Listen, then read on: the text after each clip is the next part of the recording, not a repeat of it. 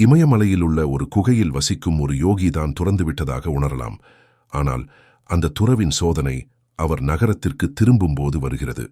உதாரணமாக, ஒரு சாது கர்வால் மலைகளில் 12 ஆண்டுகள் துறவரம் கடைப்பிடித்தார்.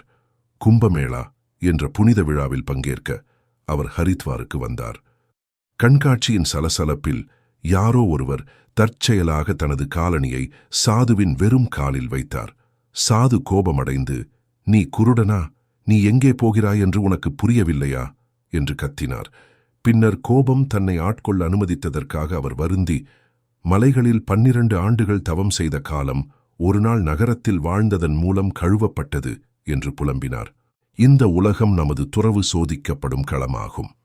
இந்த பதத்தில் உலகில் ஒருவர் தனது கடமைகளைச் செய்யும்போது கோபம், பேராசை மற்றும் ஆசை ஆகியவற்றை கடந்து மெதுவாக உயரக் கற்றுக்கொள்ள வேண்டும் என்று ஸ்ரீ கிருஷ்ணர் கூறுகிறார்.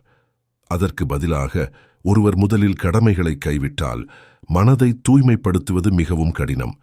மேலும் தூய மனம் இல்லாமல் உண்மையான பற்றின்மை ஒரு தொலைதூர கனவாகவே உள்ளது. நம்முடைய இயல்பால் நாம் அனைவரும் வேலை செய்ய தூண்டப்படுகிறோம். அர்ஜுன் ஒரு போர் வீரன். அவன் செயற்கையாக கடமையை துறந்து காட்டிற்குச் சென்றிருந்தால் அவனது இயல்பு அவனை அங்கேயும் வேலை செய்ய வைக்கும். அவன் ஒரு சில பழங்குடியினரை சேகரித்து தன்னை தங்கள் ராஜாவாக அறிவித்துக் கொள்வான். அதற்கு பதிலாக கடவுளின் சேவையில் தனது இயல்பான விருப்பங்களையும் திறமைகளையும் பயன்படுத்துவது மிகவும் பயனுள்ளதாக இருக்கும். எனவே இறைவன் அவனுக்கு, "தொடர்ந்து போராடு, ஆனால் ஒரு மாற்றத்தை ஏற்படுத்து" என்று அறிவுறுத்துகிறார்.